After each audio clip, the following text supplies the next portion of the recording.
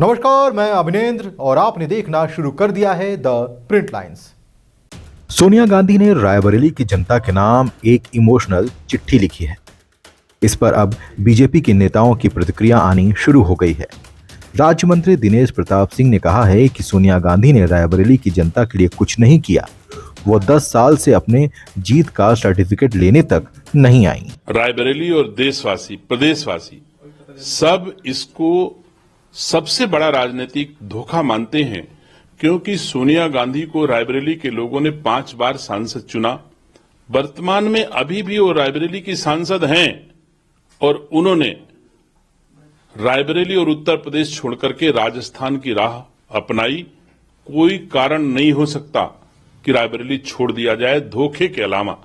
मैं समझता हूं जनहित में अथवा देश हित में कोई निर्णय लिया गया होता तो देश की जनता इसे स्वीकार करती, लेकिन निसंदेह यह स्वहित में, व्यक्तिगत हित में, स्वार्थों के कारण लिया गया निर्णय है। सब कोई जानता था, सोनिया गांधी भी जानती थे कि हम 2024 में लोकसभा का चुनाव लड़ेंगे और रायबरेली से हार जाएंगे तो हमारा निवास 10 जनपद कानूनन चला जाएगा। इसलिए उन्होंने राज्यसभा की सेफ साइड अपने आवास के लिए केवल सिर्फ निर्णय लिया, वो भी इस नियत से कि हम देशवासियों की गाढ़ी कमाई के पैसे से सुख भोग सकें, सरकारी आवास का सुख भोग सकें, सरकारी संसाधनों का सुख भोग सकें और उसका बिजली पानी का सब खर्च देशवासी अपने टैक्स के पैसे से अदा करें। इस भाव के साथ ये निर्णय लिया गया। ये बहुत ही दुखद है, जबकि सोनिया गांधी स्वयं में देश की सबसे धनवान परिवारों में, धनवान व्यक्तियों में उनका शुमार है।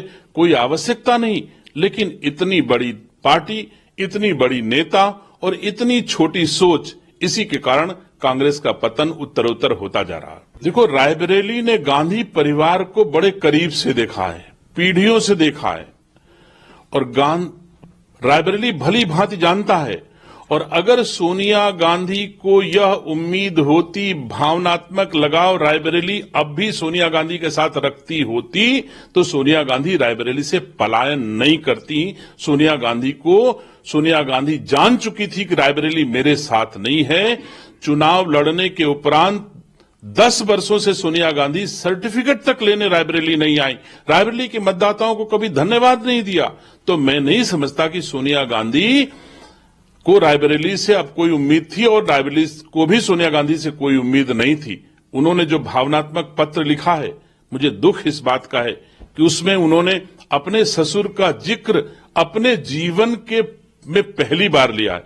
इससे पहले कभी सोनिया गांधी, प्रियंका गांधी, राहुल गांधी मुझे जवाब दें कि जिस ससुर रायबरेली के पहले सांसद फिरोज गांधी का नाम लेकर के आज वो अपनी पीढ़ियों को फिर से स्थापित करने का प्रयास करना चाहती हैं, वो फिरोज गांधी की मजार पर कभी आज तक एक फूल न राहुल गांधी ने चढ़ाया, न सोनिया गांधी ने चढ़ाया, न ही प्रियंका गांधी ने चढ़ाया। और प्रियंका गांधी ने तो रायबरेली में फिरोज गांधी की मूर्ति स्थापना का मुखर विरोध किया था कि फिरोज गांधी की मूर्ति स्थापित होगी तो हमारे परिवार और हमारी पार्टी दोनों का नुकसान होगा, इसलिए फिरोज गांधी की मूर्ति रायबरेली में नहीं लगेगी। जबकि रायबरेली वासी चाहते थे कि फिरोज गांधी की मूर्ति लगाई जाए। तो मैं नहीं समझता यह परिवार जो अपने दादा बाबा का नहीं हो सकता, वो रायबरेली वासियों का और देशवासियों का हो सकेगा। सर, सालों से ही कांग्रेस का फर्क पड़ेगा, कांग्रेस के अस्तित्व। सोनिया गांधी के रहने के बाद ही, रहने के साथ साथ ही, रहते हुए ही रायबरेली में कांग्रेस खत्म हो गई है। आप मुझे बताइए, सोनिया गांधी सांसद थी और प्रियंका गांधी, सोनिया गांधी मिल करके 2022 के चुनाव में रायबरेली की गांव गली में लोकसभा के 5 विधानसभा के प्रत्याशियों को जिताने के लिए घर घर वोट मांगा, हाथ पैर जोड़े। लेकिन रायबरेली लोकसभा के कांग्रेस के 5 प्रत्याशियों की बुरी तरह पराजय हुई। प्रियंका गांधी का कहना किसी ने नहीं माना। कुल 1,40,000 वोट में पूरी रायबरेली लोकसभा में कांग्रेस के सभी प्रत्याशी सिमट गए। तो मैं कांग्रेस की सोनिया गांधी के जाने के बाद की रायबरेली नहीं, सोनिया गांधी के रहते रहते रायबरेली की बात कर रहा हूं। रायबरेली ने मां एक ना ब्लॉक प्रमुख कांग्रेस का है, न एक विधायक कांग्रेस का है, न एक प्रधान कांग्रेस का है।